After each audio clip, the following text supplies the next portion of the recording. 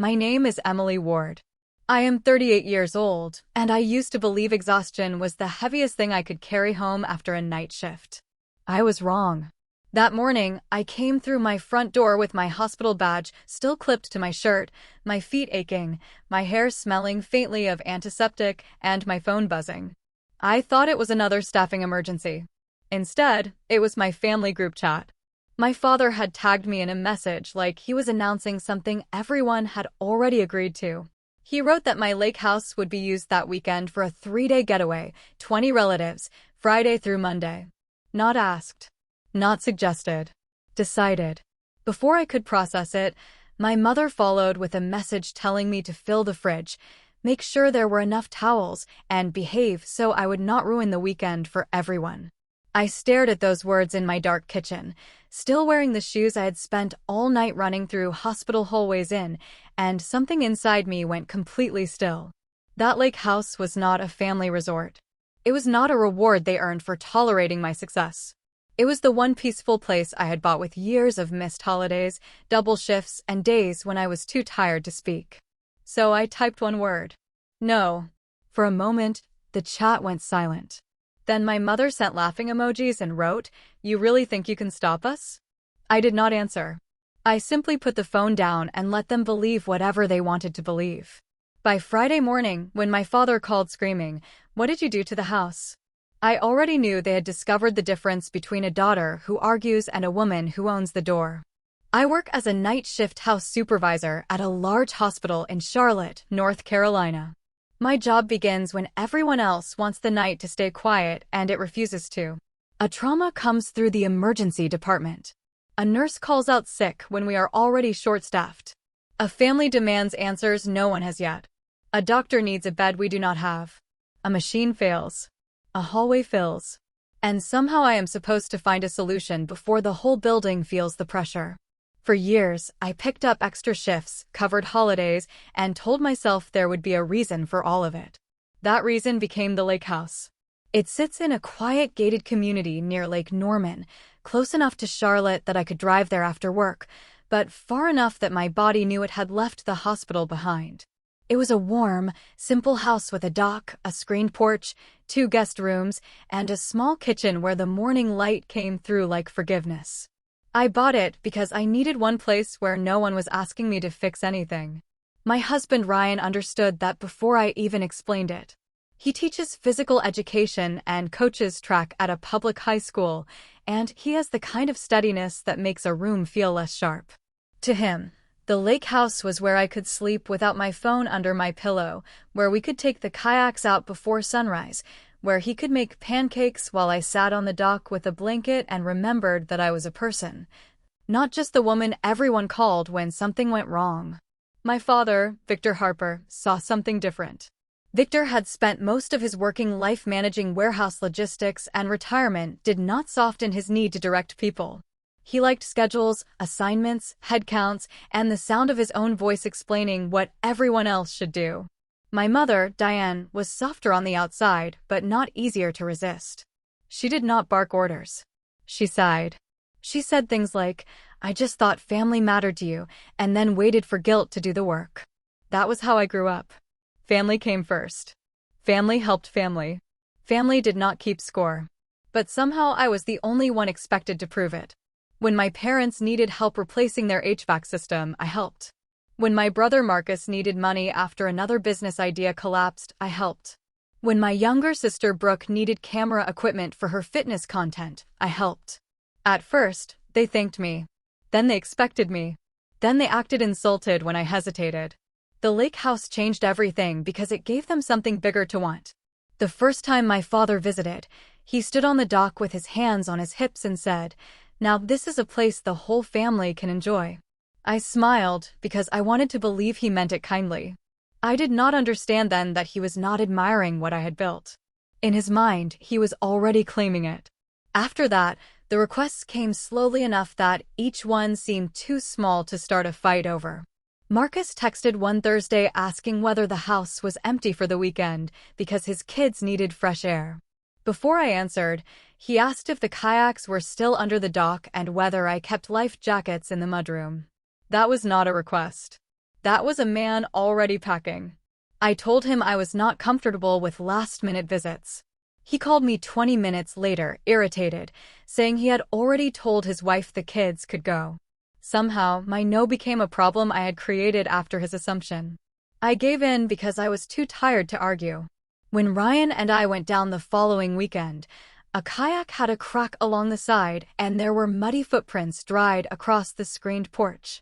Marcus said, "Kids are kids," and told me I should not buy lake stuff if I was going to be uptight about people using it. Brooke was worse in a different way. She did not just use the house. She performed with it. She came down once for what she called a quiet wellness weekend, which turned into 3 days of filming workouts on my dock and smoothie videos in my kitchen. I only found out when one of her followers commented, "Is this place available to rent?" I opened her page and there it was. My private home, tagged as the Harper Family Lake House. I asked her to take the posts down. She told me I was overreacting and said people loved authentic family lifestyle content. I told her there was nothing authentic about pretending my home belonged to everyone. She accused me of being jealous because her platform was growing. That was the pattern. If I wanted privacy, I was selfish. If I wanted respect, I was controlling. If I asked someone to pay for what they broke, I was making money more important than family. My mother always stepped in with the same polished sadness. She would tell me Marcus was under pressure, Brooke was chasing her dreams, and my father was just proud. Proud became the excuse for everything. Proud was why my father gave people the impression that he had helped me buy the house. Proud was why he started saying, "We have room at the lake," whenever someone mentioned summer plans. Ryan saw it before I was ready to admit it. One Sunday evening after we spent 2 hours cleaning crumbs from between sofa cushions and wiping sunscreen from the bathroom counter, he stood in the hallway holding a wet towel someone had left in a closet and said, "Emily, they do not ask anymore. They announce." I snapped at him not because he was wrong, but because he was too right. I walked into the kitchen and saw a cabinet handle hanging loose, a sticky ring on the wood table, and a bag of trash Marcus had promised to take out sitting by the back door. That was when the truth settled over me. My family had not become careless overnight. They had learned that if they pushed far enough, I would clean, pay, forgive, and call it keeping the peace. They were not confused about my boundaries. They were counting on me not to enforce them.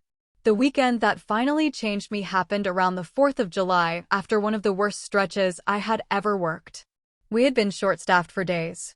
The emergency department had overflowed.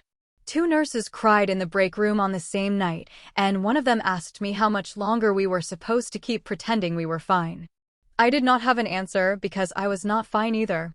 By the time my last shift ended, my hands shook when I tried to unlock my car. Ryan took one look at me and said we were going to the lake. No visitors, no hosting, just sleep and quiet water. I told my mother that clearly when she called as we were unpacking. She made that soft, understanding sound I had mistaken for love for most of my life and said, "Of course, honey, rest."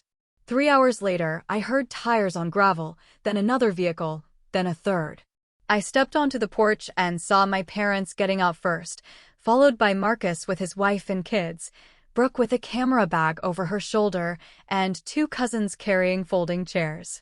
They had coolers, bags of charcoal, beach towels, a Bluetooth speaker, and the confidence of people who had never believed my no was real. My father came up the steps smiling like he had done something generous. He said, "See? This is exactly what you needed. Family around you." I looked at Ryan. He did not say anything. He just waited, giving me space to choose. I should have told everyone to leave right then. Instead, the old training took over. I managed. I reminded people about shoes in the house and pointed to the outdoor trash bins. Nobody listened for longer than a few minutes. By afternoon, music was blasting from the porch, wet towels were thrown over dining chairs, kids were dragging lake water across wood floors, and Marcus was trying to pull the cracked kayak back into use with duct tape. Brooke had invited 2 friends because she said the light on the water was perfect for content. My mother opened cabinets looking for serving bowls and acted offended when I asked her to stop rearranging my kitchen. My father sat outside directing people like he owned the dock. Then a neighbor texted asking if everything was okay because cars were blocking part of the lane. 15 minutes later, the community patrol stopped by and reminded me about guest limits, noise rules, and dock safety. I apologized for a gathering I had never agreed to host. My father told the patrol officer we were just having a family holiday, then laughed like rules were for other people. By dinner, someone spilled barbecue sauce on the porch rug. Marcus backed his truck along the side path and crushed 2 landscape lights. Brooke was filming a video in my kitchen, smiling into the camera while saying, "Nothing heals like a family lake weekend." I asked her to stop filming. She rolled her eyes and said I was ruining the vibe. That was when my father stood from his chair on the porch and said loud enough for everyone to hear, "Why buy a place this big if you are going to act small about sharing it?" The whole porch went quiet. My mother looked away. Marcus suddenly became interested in the grill. Brooke checked her phone. Ryan's jaw tightened, but he waited for me. I looked at my father and finally saw the truth without decoration. He did not think my lake house was proof that I had worked hard. He thought it was proof that I had stepped above the place he assigned me. And if he could turn it into a family resource, then my success would not feel like mine anymore. It would feel like his. The next morning, after everyone left, Ryan and I cleaned for nearly 6 hours. We found crushed chips under the sofa, a broken dock ladder, sunscreen on the guest room comforter, a dent in the outdoor table, and a formal written warning from community management. I paid for the lights. I paid for the dock repair. I apologized to neighbors who had been more patient than my own family. On the drive back to Charlotte, Ryan finally asked, "How many more times are you going to call disrespect loyalty?" I did not answer. But inside, something answered for me. No more. After that, I changed the smart lock code and removed the old backup code my father had insisted on having for emergencies. I told everyone that visits had to be approved by me in writing with dates, names, and the number of guests clearly stated. No extra people. No filming for business. No sharing the address. My father reacted like I had declared war. He said written permission sounded cold. I told him cold was better than confused. Marcus tested the new version of me first. He called one afternoon saying he wanted to expand his pressure washing and boat cleaning business in the lake area and needed me to co-sign a loan or front the down payment for equipment. I asked for a business plan. He got quiet. I asked for last year's income and expenses. He said I was talking to him like a banker. I said, "You're asking me to act like one." He hung up. By dinner, my mother called saying Marcus felt humiliated. I told her being asked basic questions before risking my credit was not humiliation. It was adulthood. She said success had made me hard. Brooke came next. She wanted to host a wellness retreat weekend at the lake house with women who followed her online, possibly with a sponsor involved. I asked why my private home was part of her business plan. She laughed and said, "Family supports family." I said, "Support does not mean turning my home into your studio." She sent 3 paragraphs about how I never believed in her. I did not answer. That silence made her angrier than any argument would have. My father waited 2 days before calling because he liked to let pressure build. When he finally did, he sounded wounded, which was his favorite costume when authority failed. He said I had forgotten where I came from, that he and my mother had sacrificed so I could become the kind of woman who now looked down on everyone else. Then he said, "After everything we invested in you, this is how you repay us?" The word invested sat in my chest like a stone. Like I was not a daughter, but an account that had matured. Like every meal, school ride, and childhood roof over my head had secretly been a loan agreement I never signed. I told him children are not retirement plans. He called me disrespectful and hung up. For a few weeks, the family went quiet. Not peaceful quiet. Punishment quiet. My mother stopped sending check-in messages. Marcus ignored me at a birthday dinner. Brooke posted vague quotes online about people who forget their roots.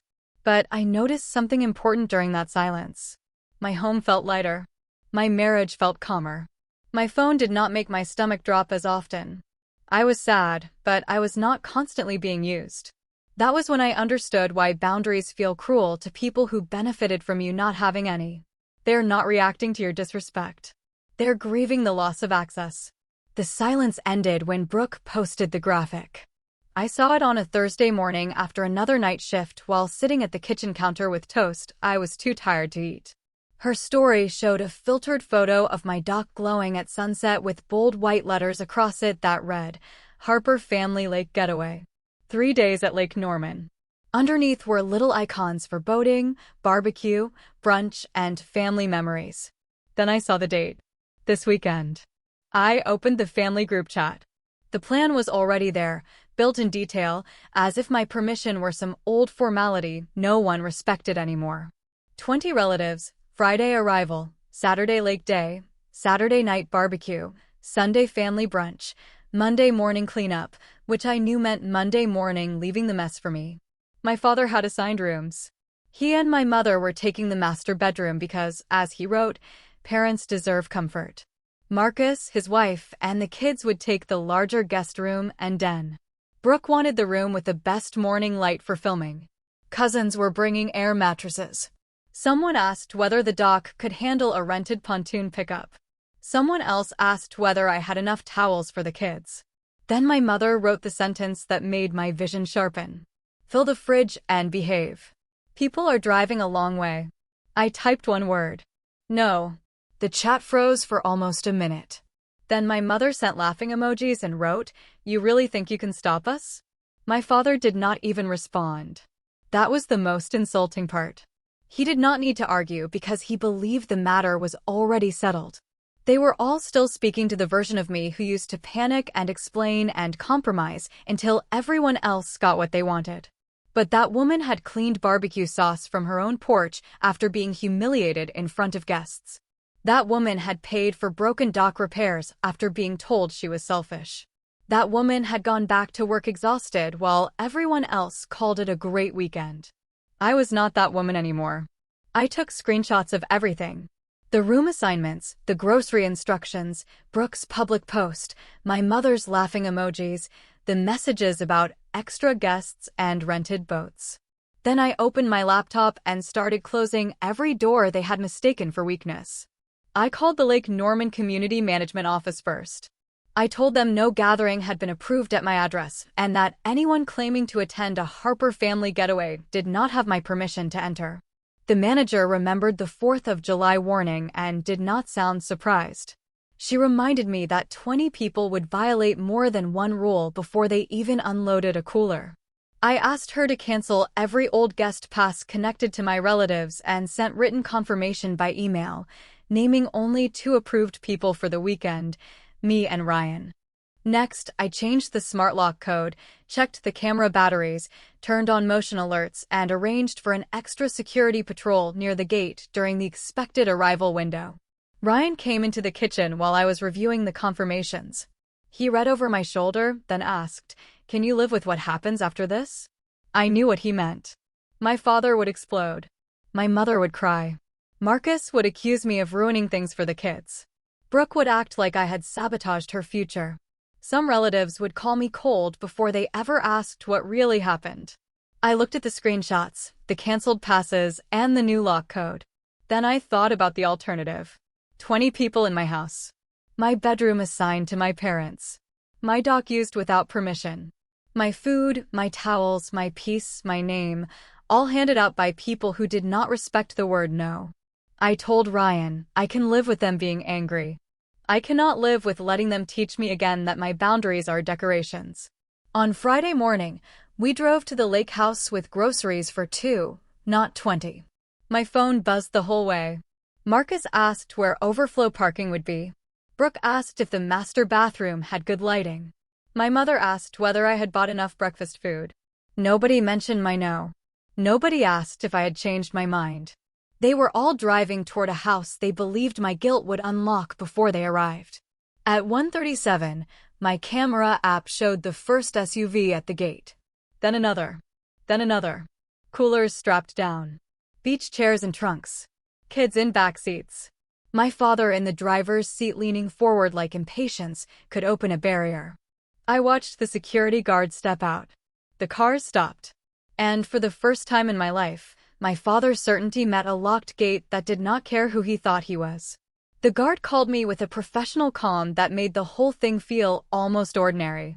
He said a group was insisting they had permission to access my property.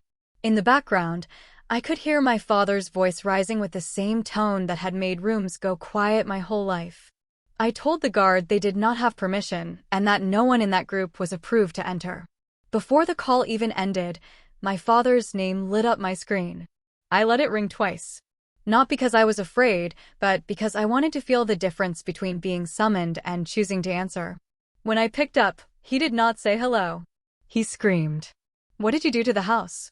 I looked around my quiet kitchen at the 2 coffee mugs Ryan had set out beside the sink and said, "I protected it." He started shouting that people had driven hours, that children were tired, that I was embarrassing him in front of the family. That last part told me everything. He was not worried about the children. He was not worried about the weekend. He was worried about being seen clearly. I said, "I told you no. This is private property. No one has permission to enter." Then I hung up. The family chat exploded. Marcus wrote that I should have warned people. I sent a screenshot of my no. Brooke wrote that I had ruined a planned content weekend and made her look unprofessional. I sent a screenshot of her public post using my doc before I had agreed to anything. My mother wrote that I was being cruel and humiliating my father. I sent her own message back to the chat, the one telling me to fill the fridge and behave. For a few seconds, there was silence. Not peaceful silence. Exposed silence. Then one of my aunts asked the question that changed the direction of the day. "Victor, did Emily actually approve this?" My father did not answer. Another relative wrote that he had told them everything was arranged.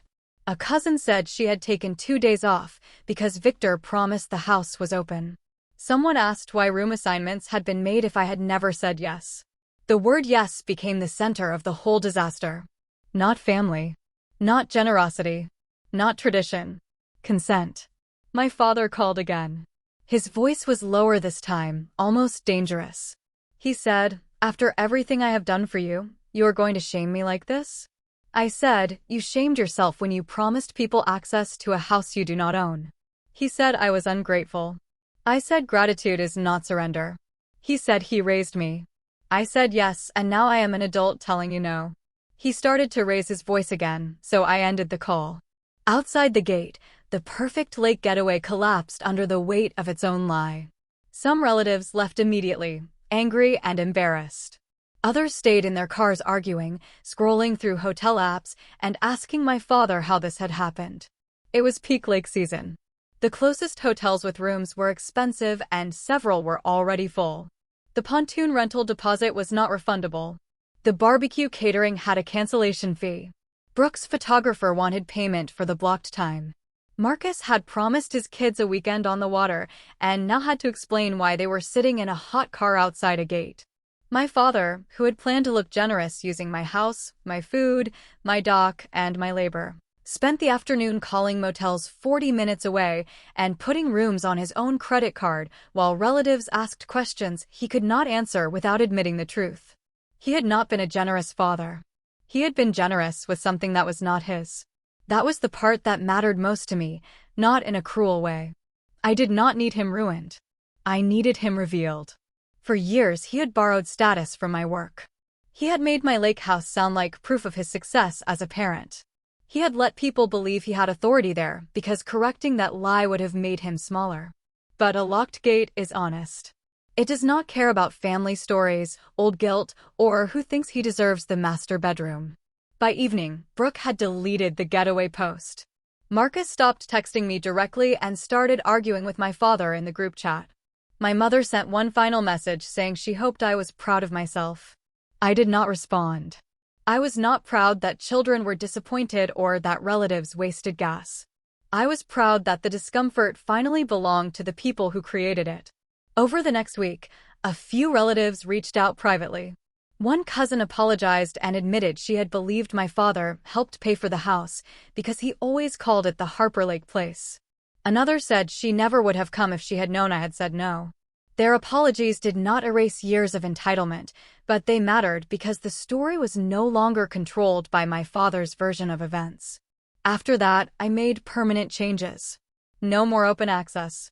No more family visits without written approval.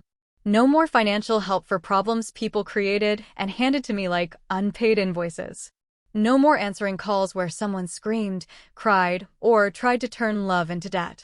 My parents did not apologize.